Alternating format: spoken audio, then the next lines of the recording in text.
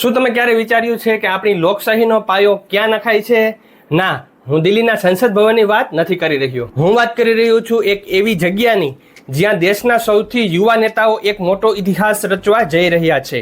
એક એવો હોદ્દો જે આખી શાળાનું નસીબ બદલી નાખશે. પણ આ સફર એટલી સરળ નથી. ફોર્મ ભરવાથી લઈને ગુપ્ત મતદાન સુધી આખરે કોણ જીતશે આ પ્રતિષ્ઠાની જંગ, ચાલો જાણીએ આજના આ ખાસ વિડીયોમાં. રહસ્ય પરથી પડદો ત્યારે ઉઠે છે જ્યારે શાળામાં એક સત્તાવાર જાહેરનામું બહાર પડે છે. હા, આ કોઈ સામાન્ય રમત નથી.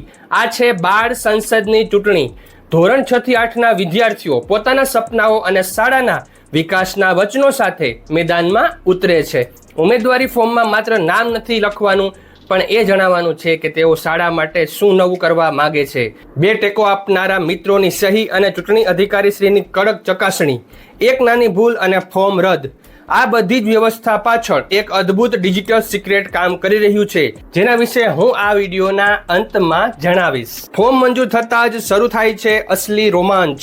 ચૂંટણી નિશાનની ફાળવણી. કોઈને મળ્યું ચેક રબર, કોઈને પુસ્તક, તો કોઈને ડસ્ટર, બ્લેકબોર્ડ કે પેન્સિલ. આ પ્રતીકો બાળકોની રોજિંદી જિંદગીના છે, પણ આજે આ પ્રતીકો તેમની જીતની ઓળખ બનવાના છે. શાળામાં આદર્શ આચાર સંહિતા લાગુ થઈ ચૂકી છે. કોઈ ડર નથી, કોઈ દબાણ નથી. બસ શાંતિ અને પોઝિટિવિટી સાથે પોતાના મિત્રોના દિલ જીતવાની આ અનોખી સ્પર્ધા છે. દરેક ઉમેદવારના મનમાં એક જ સવાલ છે, શું મતદારો તેના પર ભરોસો મૂકશે? અને આખરે એ મોટો દિવસ આવી ગયો. મતદાનનો સમય શરૂ થાય છે. લોકશાહીનો આવો અદ્ભુત નજારો તમે ક્યારેય નહીં જોયો હોય. મતદાન મથકની હદ નક્કી છે. ચારે બાજુ શાંતિ છે.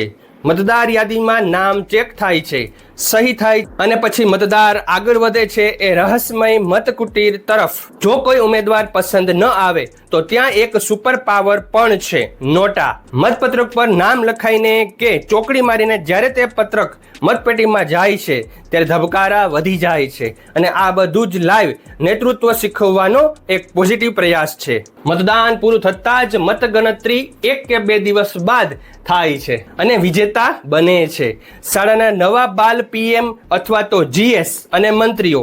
પણ મિત્રો, આ આખી પ્રક્રિયાને આટલી સચોટ, સુંદર, ડિજિટલ બનાવવી કેવી રીતે શક્ય બની? આ રહસ્ય છુપાયેલું છે એક ખાસ એક્સેલ ફાઇલ, પીડીએફ ફાઇલમાં. જે પીડીએફ ફાઇલ અને એક્સેલ ફાઇલ તમને ટેલિગ્રામ ચેનલ ઉપર મળી જશે, જ્યાં તમને અલગ અલગ જે મંત્રીઓ છે તેમને ખાતા સોંપણી કરવામાં આવે છે અને તેમાં તે કઈ કઈ સમિતિની રચના કરી શકે, તે સમિતિમાં કયા કયા સભ્યો જોડાઈ શકે, તે તમામ નામનું પત્રક પણ તેમાં આપેલું છે. તેમની કાર્યસૂચિ પણ આપેલી છે દરેક સમિતિઓની. તો આ જે પીડીએફ છે, એક્સેલ ફાઇલ છે, ખૂબ જ મહત્વની છે અને એ તમને ટેલિગ્રામ ચેનલ ઉપર મળી જશે. ટેલિગ્રામ ચેનલની લિંક ડિસ્ક્રિપ્શનમાં છે, જ્યાં 5300 થી પણ વધારે સરકારી કર્મચારી જોડાયેલા છે. તમે પણ જોડાવ અને નવા નવા અપડેટ્સ મેળવતા રહો. આ ફાઇલને ત્યાંથી સરળતાથી ડાઉનલોડ કરીને તમારી શાળામાં પણ સુંદર લોકશાહીની શરૂઆત કરાવી શકો છો. તો ચાલો આપણા બાળકોને દેશના એક જવાબદાર નાગરિક બનાવીએ. આ વિડીયો ગમ્યો હોય તો લાઈક કરી દેજો, ચેનલ સબસ્ક્રાઇબ કરી બેલ આઇકોન દબાવી દેજો, જેથી કરીને નવા નવા અપડેટ્સ મળતા રહે. Thank you very much. જય શ્રી કૃષ્ણ.